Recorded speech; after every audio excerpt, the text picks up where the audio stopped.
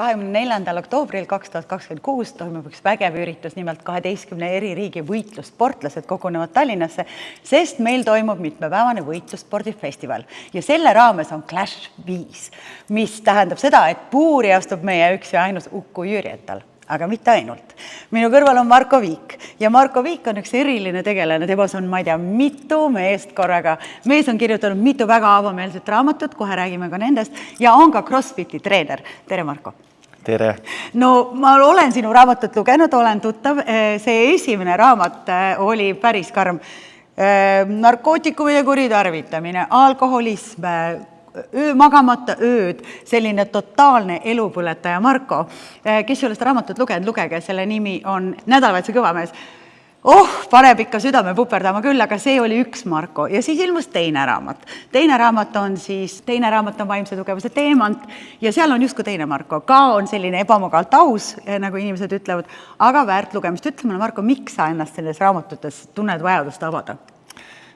Aitäh selle meeldiva sissejuhatuse eest ja tore näha. Kindlasti raamatutes on ka see, et see on minu hobi ja mingis mõttes ka kirg saanud, kuigi ma pean tunnistama, et esimesed 2 raamatut on ka mingist valust kirjutatud, ehk siis, mis ajendas mind kirjutama Nädalavahetuse kõvamees, et kõik see nii-öelda purki panna ja kirjutada välja oli minu teraapia.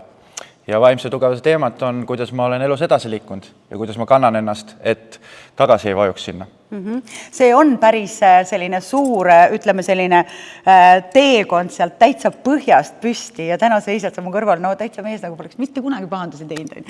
Aga üks pahandus on sul ees, sa oled otsustanud minna puuri, no mis ise oled sa CrossFiti treener, väärt selline väärikas mees, no miks sa lähed sinust peksta laskma? Mis tähendab peksa lasta? Selles mõttes, et see on ju nii, mina olen meesterahvana, ma ei kõhkle kunagi mingi väljakutse eest ja minu kaalus või ütleme minu suurune mees või isegi suurem mees, miks ma peaks kedagi kartma selles mõttes, et kui keegi selle ära suudab teha, siis mina kindlasti suudan. Mida su sõbrad on öelnud, kui nad on aru saanud, et sa igal juhul sinna puuri lähed nüüd? No sõbrad on öelnud, et lüüakse nokke igast asju, et selles mõttes, et sõbrad on nagu ikka jutumärkides toetavad, aga minul nagu kellegi silitust selles mõttes vaja pole, kellegi arvamust, sellepärast, et igaüks võib spekuleerida. Sina ütled näiteks, mis saab, mina ütlen, mis saab. Tegelikult me ei tea ju. 24. oktoober saame teada. Väga põnev. Ütle mulle, Marko, no, ma usun, et ma tean seda vastust, aga ütle kõigile. Seal on saalis tuhanded inimesed. Kui peksa saad, siis sa pead tunnistama oma kaotust. Oled sa selleks ka valmis? See kaotus, selle definitsioon on minu jaoks natukene teissugune. Esiteks, selge see, et ma lähen võitma. Ma teen kõik selleks distsiplineeritult, mis ma veel jõuan, et ma oleks valmis selleks. Aga teiseks, millest me kõige rohkem õpime? Tegelikult on kaotusest, mitte ainult boksi kaotusest, raha kaotusest õpime, naise kaotusest, kellegi lähedase kaotusest, et need kõik on ju õppetunnid. Nendest ei tohi kunagi kinni jääda. Kui ma peaks kaotama, siis palju õnne vastasele, tubli, ma olen õnnelik temale.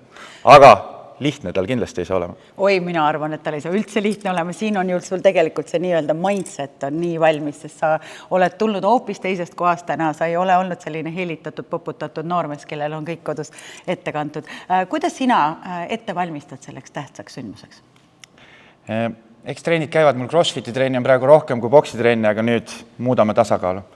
Et sparrimas mul on Maicel treener, Maicel Astur, Henri Rohtla ja siis praegu just tegelikult eile otsin ka klassikalises boksi treenerit ja lähen rohkem sparrima ja trenne on selles mõttes ikkagist mingi 10 nädalas miinimum. See on selline füüsiline pool, aga kuidas sa vaimselt ennast ette valmistad? Vaimselt, mis siin valmistada on? Mida muretsema peaks? Keegi teist meest kartma? Kindlasti. Poes, klubis, mitte et ma olen viisakas noormees, aga nagu Jordan Peterson on öelnud, ma ei tea, kes teab, kes ta on, et inimene peaks olema nagu koletis, aga oskama seda kontrollida. Ehk siis ma lasen seal selle välja korraks ja siis jälle kontrollin.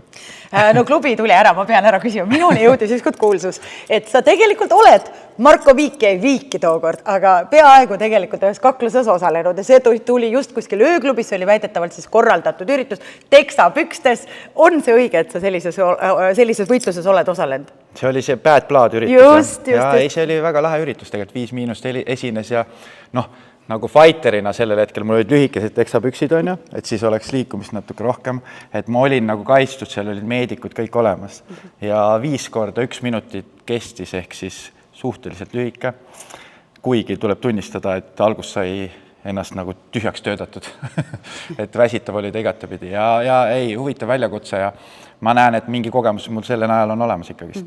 Ma arvan ka, et kui ükskord on juba sellises kohas ära käidud, aga tegelikult viik on jäänud, siis Marko kindlasti ei jää selle viigiga nõusse, et tal on see võitlusvaim sees olemas. Üks õige selline sportlane läheb ringi oma muusikaga, mis on talle väga oluline hingeliselt ja mulle tuli üllatusena, meeldiv üllatusena, et sina võtsid selleks minu ühe lemmik laulja Lea Delilion. Räägi mulle, mis lugu see on ja miks sa just selle loo valisid? Ma ütlen sulle ausalt välja, ma seda lugu siin ei avalda. Et kes tahab, tuleb koha peale, siis kuuleb. Aga see on 1 minut aega, väga südamlik ja see peale minutit läheb ka üleminek teisele loole. Et siis 2 loost kombineeritud. Ja Lea oli mul väga kallis sõbranna ja minu jaoks ta jääb eluks ajaks Eesti parimaks naise hääleks. Ma olen sinuga täiesti nõus. Marko, nüüd on see 24 sul ees, selleks hakkab nüüd olema tihetrenn, vaimselt oled sa valmis, füüsiliselt, nagu ma aru sain, on nimekiri pikk. Ja ma tean, et tegelikult on sulest tulemas ka uus raamat, et avaldad sa mulle, mis see on ja millest ta räägib? Ja uus raamat, aitäh selle küsimuse eest, uus raamat on Keila korvpalliromaan. See on nüüd natuke teises võtmes, aga ma olen selles korvpallis, olin kunagi sees ja Keilas on nii-öelda 2 meistriga klubi, ehk siis sellest see räägibki ja Keila korvpalli ajaloost natukene, et ma näen, et see raamat on Eestis vajalik ja puudu hetkel. Väga tore, nii et natukene sellist, ütleme, kronoloogilist ajalugu ühest ägedast maailmast kuskil Keilas, millest võib-olla paljud ei tea, aga kui hakata välja kirjutama, siis tuleb seal inimestel seda momenti päris palju. Mina ütlen, Marko, et sina oled igatpidi valmis, minu silmis oled sa väga väärt mees ja ma tulen sulle kindlasti kaasa elama, kes tahab Markole ja Ukule siis kaasa elada, siis 24. oktoober hakkab see pihta, vaadake programmi, pöidlad pihku, köhige oma hääled puhtaks, seal läheb korralikus karjumiseks ja et see mees ikkagi võidaks. Aitäh sulle. Aitäh sulle. Ja lisaks veel, ma tahan tänada isiklikult The Clash organisaatoreid ja kõik, kes sellega seotud on. Aitäh teile.